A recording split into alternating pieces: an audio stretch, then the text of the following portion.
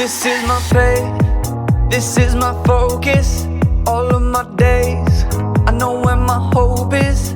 I'll live it loud, I'll shout the chorus, because I know, oh, you're always for us. And even when it's hard for me to see, I will trust in you, I will believe. And even when it's hard for me to see, I will trust in you, I will believe. And keep on looking to you for where I'm going, knowing you go there too. I'll keep on looking to you. I'll fix my eyes on you. You are my only focus. You are my only focus. You are my only focus. I fix my eyes on you. This is my faith, this is my focus. All of my days, I know where my hope is. I'll live it loud, I'll shout the chorus, because I know, oh, you're always for us. And even when it's hard for me to see, I will trust in you, I will believe. And even when it's hard for me to see, I will trust in you, I will believe. And keep on looking to you for where I'm going, knowing you go there too. I'll keep on looking to you. I'll fix my eyes on you. You are my only focus. You are my only focus. You are my only focus. I fix my eyes on you, oh yeah, oh yeah. Woo! You ready?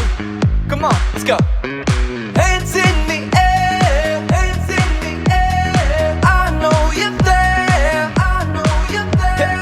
Anywhere, oh. Anywhere. I fix my eyes on you, you. Hands in the air, hands in the air. I know you're there, I know you're there.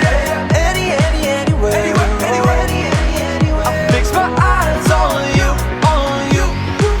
And keep on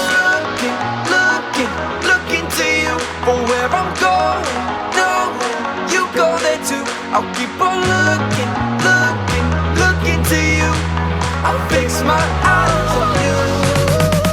You are my only, you are my only focus. You are my only focus. I fix my eyes on you.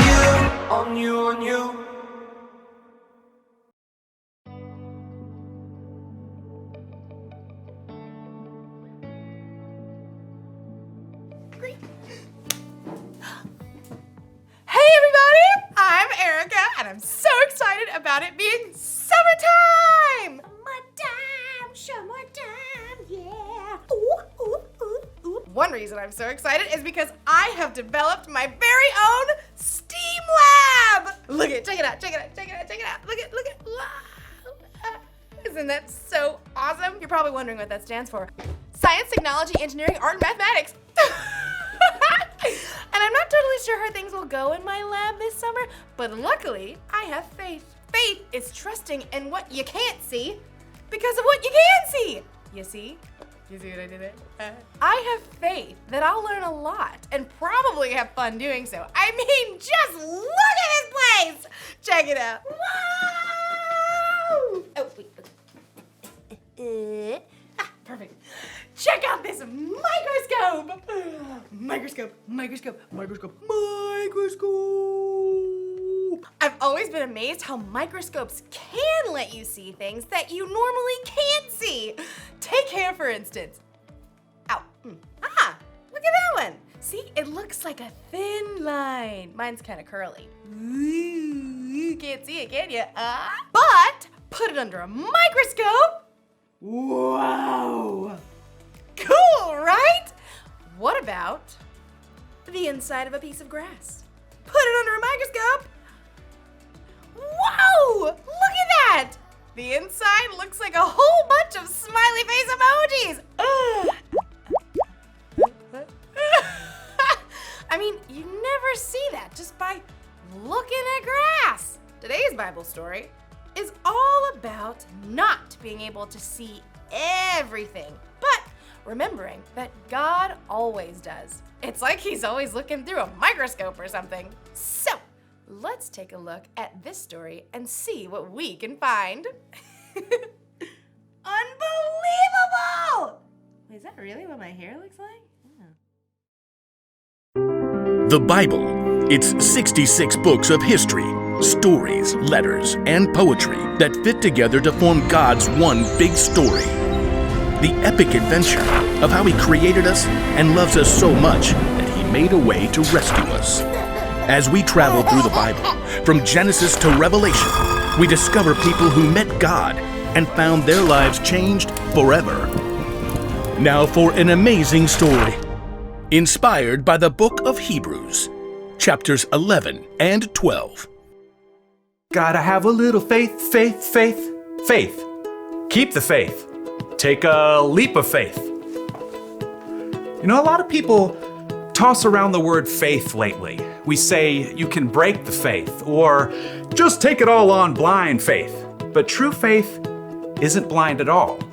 It's much more than just an inspirational word. True faith has to do with believing in all the things you can't see, because you start with what you can see.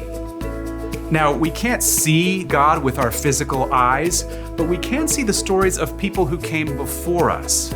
They lived in a broken world like we do, but they chose to follow God. They chose to trust His promise that one day He would send a rescuer that would make everything right again. The writer of Hebrews in the New Testament tells us about some of these men and women in God's story. People like Noah, people like Abraham. Abraham. When God called Abraham, he was already getting old. He and his wife Sarah didn't have kids. Leave your country and your people. Leave your father's family. Go to the land I will show you. All nations on earth will be blessed because of you. God was planning on sending his rescuer as one of Abraham's great, etc. grandchildren. But still, even though Abraham had God's promise, he still couldn't see the one God was sending. Still, Abraham went on a wild adventure, following God's call. And even his descendants, Isaac, Jacob, and Joseph, all chose faith in God. Moses, too, was called by God from the fiery heart of a burning bush. Even though he was raised by Pharaoh's daughter, he chose to stand with his own people and face Pharaoh's anger to win freedom. We read about it like this in the book of Hebrews. Moses suffered shame because of Christ. He thought it of great value. See, when you check out Hebrews, you discover this huge list of people who followed God by faith, so many that the writer just stops trying to list all of them. Oh, but we can't forget Israel's most important king, David. Get up and anoint him. This is the one. Even though God had promised David would be king, though, David spent years on the run from King Saul, fearing for his life. Still, he chose to trust God. The Lord is my shepherd. He gives me everything I need. Now, none of these people in the Old Testament could see with their eyes how God was going to save his people, but they could see how he was working in their lives, how their needs were being met. So they chose to believe in his greater plan. They chose faith. Faith is being sure of what we hope for. It is being sure of what we do not see. That is what the people of long ago were praised for. Now, here's where the story turns. In Hebrews, we discover that none of those people in the Old Testament received what God had promised here on earth. That's because God had planned something better for us, so they would only be made perfect together with us. God's plan includes all of us from the very beginning of creation. So at just the right moment, at the perfect point in time, God sent his rescuer, the hero, his very own son, Jesus. Jesus showed us how to live. He showed us what God was like, and he told us the most important thing. If you love one another, everyone will know you are my disciples. Love God, love others. It's the heart of the whole story. But then, Jesus was killed, and his friends thought the story was finished. Period. Dot. The end. Until God raised him back to life. Jesus has defeated death, and those who follow him can live with him forever. But how do you follow someone you can't see? Well, that brings us back to faith. Let us keep looking to Jesus. He is the one who started this journey of faith, and he is the one who completes this journey of faith. He paid no attention to the shame of the cross. He suffered there because of the joy he was looking forward to. So think about him. Then you won't lose hope. The early believers, Peter and John and other followers of Jesus, had seen him teach and heal. They saw him after God raised him to life. But after Jesus returned to heaven, the believers continued to live by faith. We have to speak about the things we've seen and heard. Because of what the new Christians in the early church had seen, they could believe in what they could not yet see, the end of the story, where God makes everything right. They kept the faith, and because they did, we can choose faith too.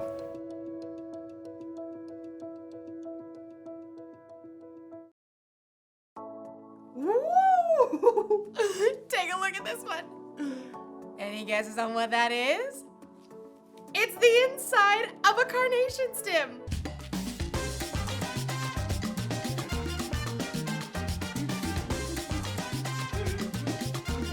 It's amazing how things look so different under a microscope than they do just with our eyes.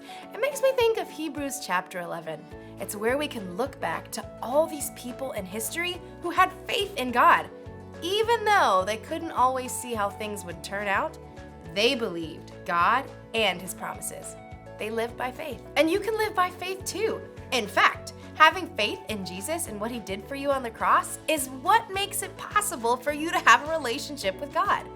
Relationship status update. Even though we can't see Jesus in person, we can still have faith in him because we can see how he's worked in the lives of the people who've come before us. That's the one thing to remember today. You can know Jesus even though you've never seen him. If you want to know Jesus more and you don't know where to start, try talking with someone who has put their faith in Jesus. Or you can read the stories in the Bible of the people who trusted God long ago. There are lots of things we can see that can help us have faith. So, I hope you guys have an awesome day! I'm gonna look at a few more things under my microscope. Like maybe my nail! Ah! Let's check it out! Oh, I need to wash my hands better. This microscope tells you a lot.